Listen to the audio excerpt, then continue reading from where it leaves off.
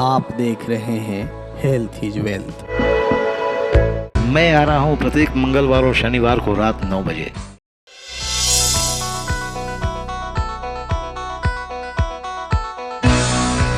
ये एक ऐसी बीमारी है, लकवा, पक्षाघात, ब्रेन स्ट्रोक, जो कि हर चौथे में से एक आदमी इससे कभी न कभी भविष्य में पीड़ित होता है। और ज़्यादातर ये देखा गया है कि ये बीमारी जो फैमिली का अर्निंग मेंबर होता है उनमें ही होती है। फिज़ियोथेरेपी और ऑक्यूपेशन थेरेपी ये दोनों ही लकवा के इलाज का एक हिस्सा है। और सबसे ज़रूरी है कि उसके लिए आपको किसी भी न्यूरोलॉजिस्ट या न्यूरोफिजिशियन से कंसल्ट करना, उनकी देख रेख में रहना। नमस्कार, रियल न्यूज़ के हेल्थ इज वेल्थ कार्यक्रम में आपका स्वागत है। मैं हूं सत्येंद्र नाथ वर्मा। हमारी कोशिश होती है कि हम अपने दर्शकों को विभिन्न बीमारियों से जुड़ी समस्याओं के उसके विशेषज्ञ से बात करके उसका निदान, उसमें कैसे क्या किया जाए, क्या प्रिकॉशन रखा जाए, इस बारे में हम बात करते हैं। आज इसी कड़ी में हम बात करने वाले हैं एक बीमारी जिससे तकरीबन भारत में 12 से 15% लोग प्रभावित हैं। वो बीमारी है लकवा, जिसे हम पैरालिसिस बोलते हैं, पक्षाघात बोलते हैं। लकवा एक ऐसी बीमारी है जो एकाएक परिचित होती है। इसका आभास पहले से नहीं हो पाता है। लकवा क्या है, इस लक्षण क्या है इसका निदान क्या है, लकवा के मरीज को क्या करना चाहिए, इस संदर्भ में बात करने के लिए आज मेरे साथ मौजूद हैं डॉक्टर सद्दाम, मिडाज हॉस्पिटल पटना के। डॉक्टर साहब इस मामले में काफ़ी अच्छी जानकारी इनकी है, तो इनसे हम जानना चाहेंगे, अपने दर्शकों को बताना चाहेंगे कि ये क्या सुझाव देते हैं, क्या टिप्स देते हैं, इस पर अमल करें।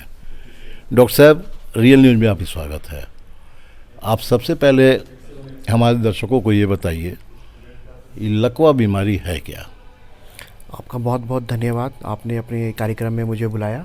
और मैं मिडाज हॉस्पिटल को रिप्रेजेंट करते हुए मैं पहले अपने बारे में बताऊं कि मेरा नाम सद्दाम मोहम्मद है और मैं मिडाज सुपर स्पेशलिटी हॉस्पिटल में एक यूनिट हेड और क्वालिटी हेड के तौर से कार्यरत हूं। और सौभाग्य से मुझे मौका मिला है कि पूरे बिहार में लकवा से रिलेटेड बीमारी, ब्रेन स्ट्रोक का जागरूकता अभियान चलाने का।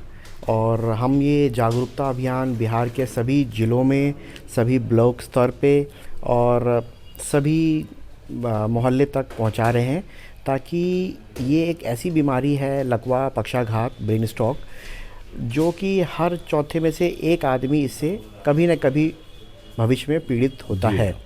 और ये एक ऐसी बीमारी है जो आजीवन विकलांगता दे देती है। और इसका इलाज कम जानकारी के अभाव की वजह से लोगों को कराना मुश्किल हो जाता है कभी कभी। डॉक्टर साहब, इस बीमारी के बारे में हम सभी यही जानते हैं कि एकाएक ये अटैक करता है। इसका पूर्वानुमान पहले से नहीं हो पाता है, या अगर होता भी हो तो हमारे पेशेंट उतने कॉशस नहीं है, उतने जागरूक नहीं है कि समझ ले कि भाई कुछ ना कुछ there is something is going to be wrong. एकाएक अटैक करता है, तो उस सूरत में हमारे इसका क्या लक्षण होता है जिससे हमारे मरीज हैं, हमारे पेशेंट हैं, हमारे लोग हैं, वो समझ लें कि भैया अब अलर्ट हो जाने का काम है, कहीं ना कुछ गड़बड़ होने जा रहा है। बिल्कुल सही। पहले तो मैं ये बताऊं कि ये बीमारी एकाएक घात नहीं करती है। ये बीमारी हमारे लाइफस्टाइल, हमारे जीवन की दिनचर्या, हमारे खान पान, हमारे व्यवहार से पनपती है।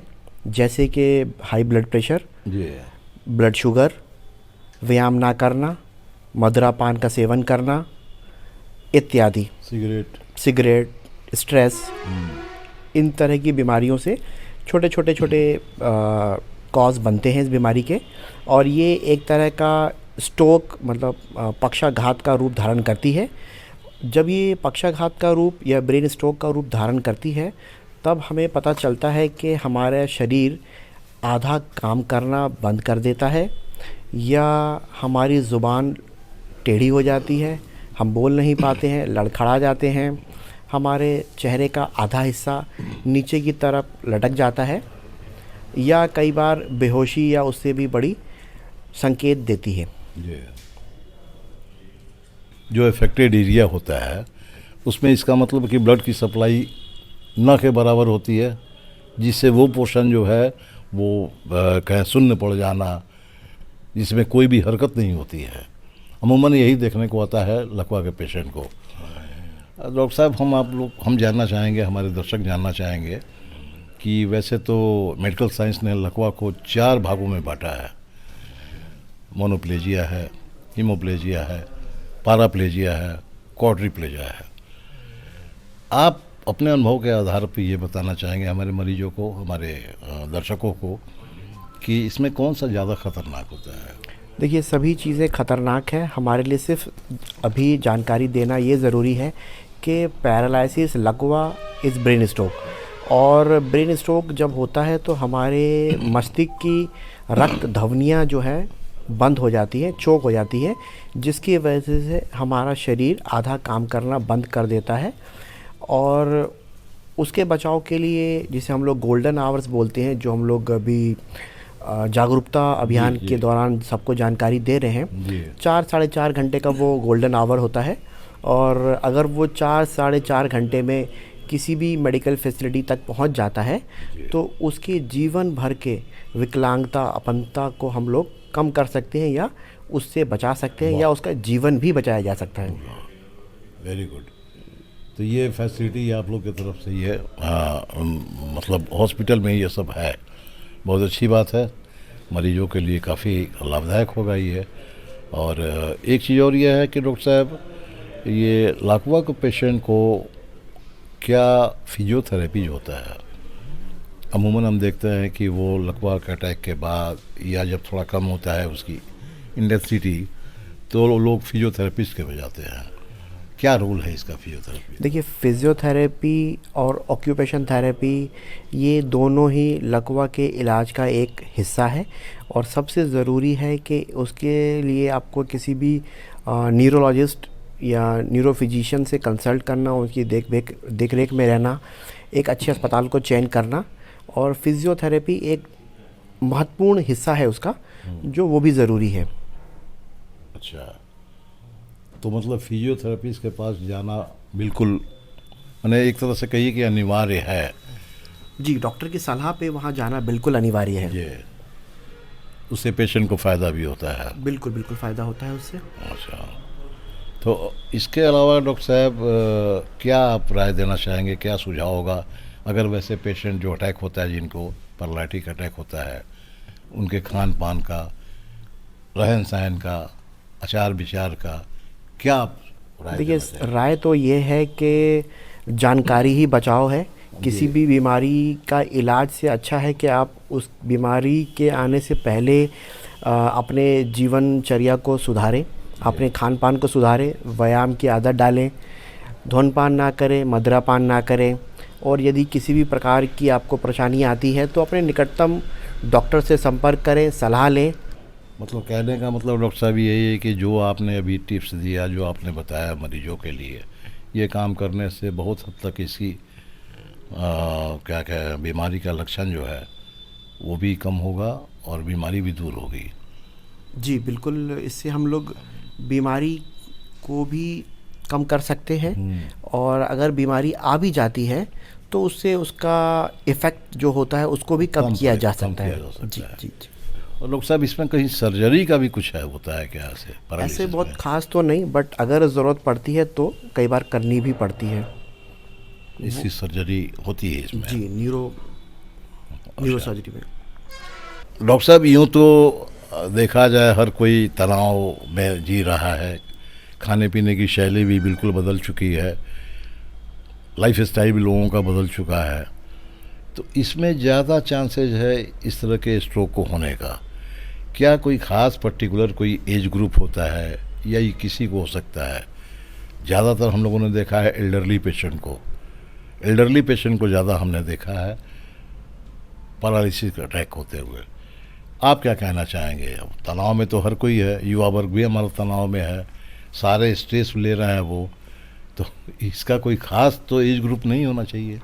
जी, इसका कोई ख़ास ऐसे एज ग्रुप तो नहीं है, बट ये बीमारी अधिकतम 40 के बाद ही देखी जाती है, जहाँ पे कि diabetes, hypertension, stress, lifestyle disorder सब मिला के जब वो स्ट्रोक का रूप धारण करता है तभी जाके ये बीमारी पनपती है और पेशेंट को आजीवन विकलांगता देता है। और ज़्यादातर ये देखा गया है कि ये बीमारी जो फैमिली का अर्निंग मेंबर होता है उनमें ही होती है। मैंने क्यों, मैंने क्या स्ट्रेस की वजह से होता है या फिजिकल लेबर की वजह से होता है? नहीं, स्ट्रेस है, लाइफस्टाइल डिजीज़ है और मैंने जैसे बताया बीमारियां हैं, उन सबको मिलाने के बाद कोमोडिटी के बाद ही ये सब डेवलप होता है। एक रिपोर्ट मैंने देखा, इंडियन पैरालिसिस जो सोसाइटी है उसने कहा कि हर 1 करोड़ में 12 से 15% मरीज इसके। बिल्कुल बिल्कुल सही कहा उन्होंने, बिल्कुल सही रिपोर्ट है वो, है ना? बिल्कुल सही रिपोर्ट है। तो इसमें क्या इसको बढ़ने की संभावना भी है या क्या कहा जाए इसको, जो लाइफ स्टाइल अभी चल रहा है? देखिए, भारत की अगर जनगणना हम देखें तो उसके हिसाब से हम लोग अभी बहुत तेज़ी से वृद्ध ओल्डर एज की तरफ बढ़ने वाली जो पॉपुलेशन है उसमें से भारत भी एक है। जिस हिसाब से हमारी पॉपुलेशन ओल्ड एज की तरफ बढ़ रही है तो डेफिनेट बीमारी भी बढ़ेगी। उसमें से एक बीमारी ये है जो हर चौथे में से एक आदमी को होती है और हो सकती है अगर अपना लाइफस्टाइल डिसऑर्डर को मॉडिफाई ना करें, वेट मैनेजमेंट ना करें और ये सब ना करें तो इसके लिए डॉक्टर साहब कोई स्पेशल खान पान डाइट कुछ आप सजेस्ट करना चाहेंगे? आप नॉर्मल स्वस्थ खाना खाएं, व्यायाम करें, मदिरापान से बचें, धूम्रपान से बचें। इसको बहुत ज़्यादा अपने आप को मतलब हवा नहीं बना के रखना है? नहीं, बहुत ज़्यादा हवा बना के नहीं रखना है। बीमारी है, क्यूरेबल है, सबसे अच्छी बात ये है। हाँ, इससे तो एक बात अभी तक तो यही देखा गया कि इससे स्ट्रोक से डायरेक्टली कोई मरता नहीं है, परेशान जरूर होता है। जी। लंबी लड़ाई लड़नी होती है।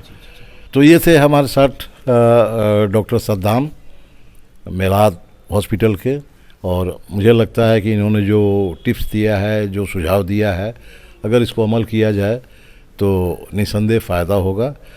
तो डॉक्टर साहब आपका बहुत बहुत धन्यवाद और ढेर सारी शुभकामनाएं आपको। धन्यवाद। आप देख रहे हैं हेल्थ इज वेल्थ। मैं आ रहा हूँ प्रत्येक मंगलवार और शनिवार को रात 9 बजे।